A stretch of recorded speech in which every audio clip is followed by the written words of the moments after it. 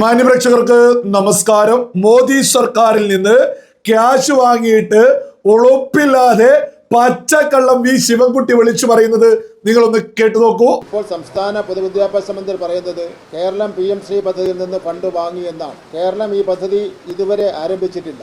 അതുകൊണ്ട് ഒരു നയാ പൈസ പോലും ഇതിനായി വാങ്ങിയിട്ടില്ല. പൊതുവിദ്യാഭ്യാസ മന്ത്രി കേന്ദ്ര വിദ്യാഭ്യാസ മന്ത്രിയുമായി നടത്തിയ ചർച്ചയുടെ ഫലമായിട്ടാണ് സമഗ്ര ശിക്ഷ കേരളയുടെ 92 കോടി 41 ലക്ഷം രൂപയുടെ ആദ്യ ഗഡു അനുവദിച്ചത്. ഇത് PM ശ്രീ ഫണ്ടല്ല. സംഘപരിവാർ അജണ്ടകൾക്ക് സംസ്ഥാന സർക്കാർ ഇപ്പോൾ കീഴ്പ്പെട്ട് കഴിഞ്ഞുവെന്ന് വ്യക്തമായിരിക്കുകയാണ്. നിങ്ങൾ കേട്ടില്ലേ? സംഘപരിവാറിനെതിരെ എന്തൊക്കെയോ പറയാ, എന്നിട്ട് ഞങ്ങൾ ക്യാഷ് ഒന്നും വാങ്ങിയിട്ടില്ല എന്നാണ് മുൻ വിദ്യാഭ്യാസ മന്ത്രി വിളിച്ചു പറയുന്നത്. PM ശ്രീയിൽ നിന്ന് ഞങ്ങൾ ക്യാഷ് വാങ്ങിയിട്ടില്ലോ എന്ന്.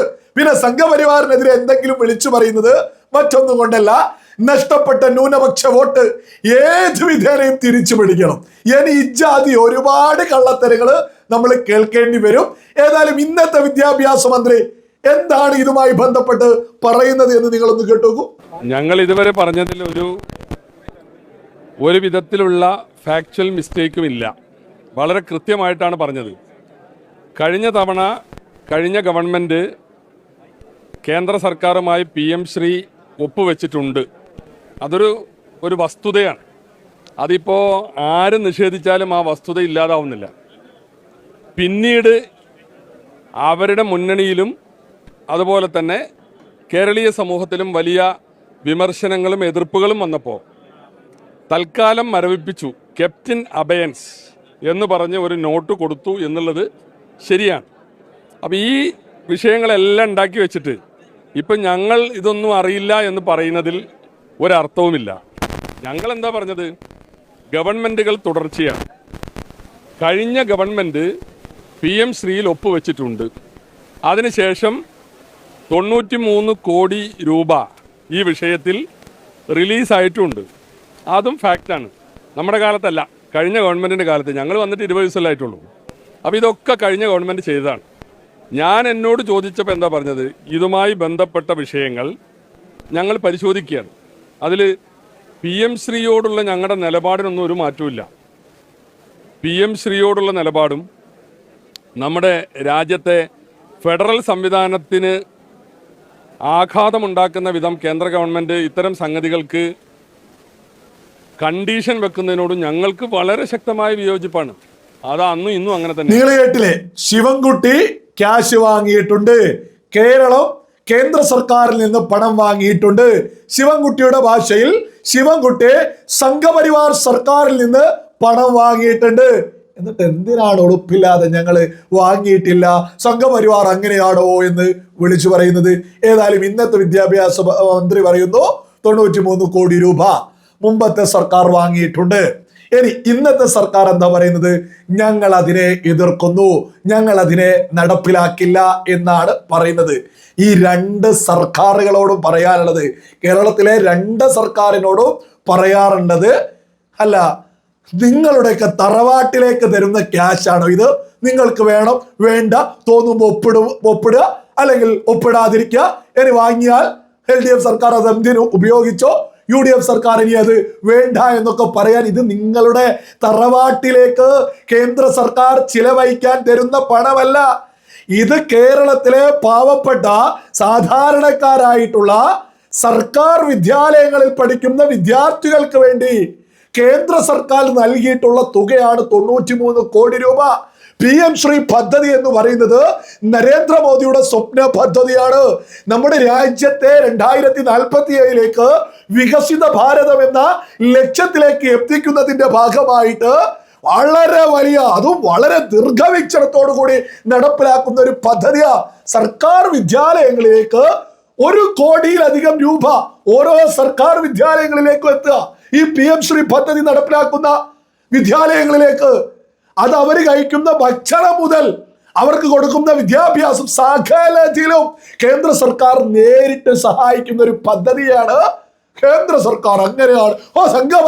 നാളല്ലേ ഇതിപ്പോ ഇപ്പോഴത്തെ മന്ത്രിക്കും എടുത്ത് വിളിച്ചു പറയാൻ? കോൺഗ്രസ് ഭരിക്കുന്ന കർണാടകയിൽ ഇത് നടത്തുന്നില്ലേ? കോൺഗ്രസ് ഭരിക്കുന്ന തെലുങ്കാനയിൽ ഇത് നടത്തുന്നില്ലേ? കോൺഗ്രസ് ഭരിക്കുന്ന മറ്റെല്ലാ സംസ്ഥാനങ്ങളിലും PM ശ്രീ നടപ്പിലാക്കുന്നുണ്ട്. എന്തേ നമ്മുടെ കേരളത്തില് മുസ്ലിം ലീഗ് എന്ന പാർട്ടിയും അതേപോലെ തന്നെ ജമാഅത്തെ ഇസ്ലാമി എന്ന വർഗീയ സംഘടനയും UDF-നൊപ്പം ഉള്ളത് കൊണ്ടാണോ ഇവിടെ ഈ ഒരു PM ശ്രീ പദ്ധതി നടപ്പിലാക്കാത്തത്? ഇത് മലയാളികൾ ഗൗരവത്തിൽ ചിന്തിക്കേണ്ടതാ. ഇത് മോദിയുടെ ഒരു സ്വപ്ന പദ്ധതിയാണ്. ഇത് രാജ്യ പുരോഗതിയുമായി ബന്ധപ്പെട്ട് വളരെ പ്രധാനപ്പെട്ടതാണ്. അതായത് അന്താരാഷ്ട്ര നിലവാരത്തിലേക്കുള്ള വിദ്യാഭ്യാസം നമ്മുടെ വിദ്യാർത്ഥികൾക്ക് കൊടുക്കുക. അതായത് ഇവിടെ LDF ആണെങ്കിലും UDF ആണെങ്കിലും അവരുടെ നേതാക്കന്മാരുടെ വീട്ടുകാരവര് പറഞ്ഞയക്കും ഉന്നത വിദ്യാഭ്യാസത്തിന്, എല്ലാ രീതിയിലുള്ള വിദ്യാഭ്യാസത്തിനും വിദേശത്തേക്ക് ഉൾപ്പെടെ. ഇവിടെ സാധാരണ പാവപ്പെട്ട സാധാരണക്കാരായ വിദ്യാർത്ഥികൾ വരുന്ന സർക്കാർ വിദ്യാലയങ്ങളിലേക്ക് കോടിക്കണക്കിന് രൂപ ചെലവഴിച്ചിട്ട് അന്താരാഷ്ട്ര നിലവാരമുള്ള വിദ്യാഭ്യാസം നമ്മുടെ രാജ്യത്ത് തന്നെ കൊടുക്കുക.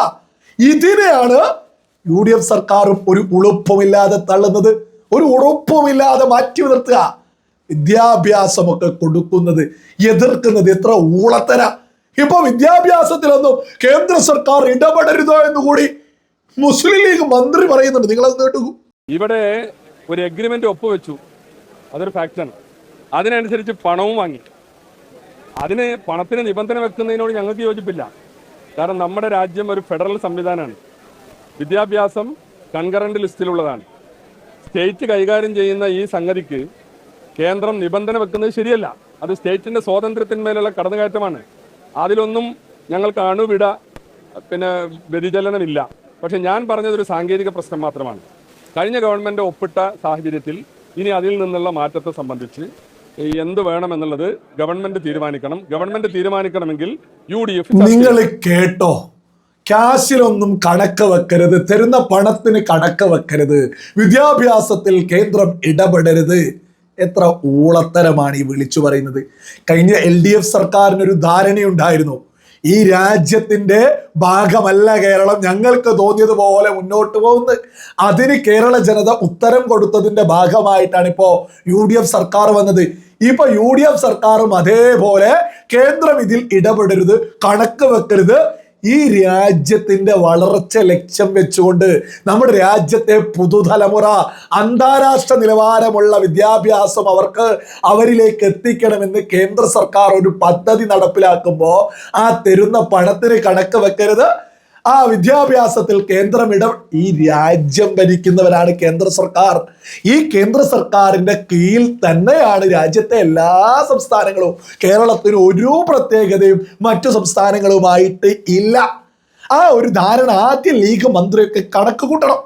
ആദ്യം തന്നെ അതൊക്കെ ഒന്ന് മനസ്സിലാക്കണം. എന്ന് തേങ്ങയാ ഈ ലീഗ് മന്ത്രിയൊക്കെ വിളിച്ചു പറയുന്നത്. എത്ര ഉളുപ്പില്ലാതെയാണ് വിളിച്ചു പറയുന്നത്. ഇതിനൊന്നും കണക്ക് വെക്കരുത്, വിദ്യാഭ്യാസം. ഈ രാജ്യത്തെ സകലത്തിലും രാജ്യം ഭരിക്കുന്ന കേന്ദ്ര സർക്കാർ ഇടപെടും. അത് മുൻപ് കോൺഗ്രസ് ഭരിച്ചിരുന്ന സമയത്തും രാജ്യം മൊത്തം അവർ ഇടപെട്ടിരുന്നു. അതേപോലെ തന്നെ മോദി സർക്കാരും രാജ്യത്തെ സകലത്തിലും ഇടപെടും. ഉളുപ്പില്ലേ? എന്നിട്ട് വിദ്യാഭ്യാസത്തിൽ എന്നിട്ട് തരുന്ന കണക്ക്, ക്യാഷിന് കണക്ക് പാടില്ല. ഇതൊക്കെ എത്ര ഊളത്തര. ഇതൊക്കെ നിങ്ങളൊക്കെ തോന്നുന്നത് പോലെ നിങ്ങളുടെ കാറുകൾ മാറ്റുന്നതിന് വേണ്ടി വരെ ക്യാഷ് ചെലവഴിക്കുന്ന ആളുകളല്ലേ.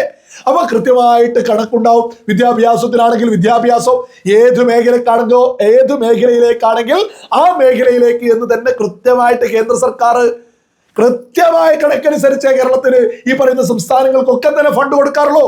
എല്ലാ സംസ്ഥാനങ്ങളും PM ശ്രീ എന്ന് പറഞ്ഞ പദ്ധതി അവർക്ക് പണം കൊടുത്തതുപോലെ തന്നെയാ കേരളത്തിലേക്കും 93 കോടി രൂപ തന്നിരിക്കുന്നു. അതിന് UDF സർക്കാർ ചിലവഴിക്കാതിരുന്നാൽ കേരളത്തിലെ സാധാരണ വിദ്യാർത്ഥികളോട് ചെയ്യുന്ന കൊടും ചതിയാണ് എന്നുള്ളതിൽ ഒരു തർക്കവും ആർക്കും തന്നെ വേണ്ട. LDF സർക്കാർ ഇതൊന്നും നടപ്പിലാക്കാതെ നമ്മുടെ സാധാരണ കേരളത്തിലെ വിദ്യാർത്ഥികൾക്ക് കിട്ടുന്ന ആനുകൂല്യത്തെ തട്ടിത്തെറിപ്പിച്ചു.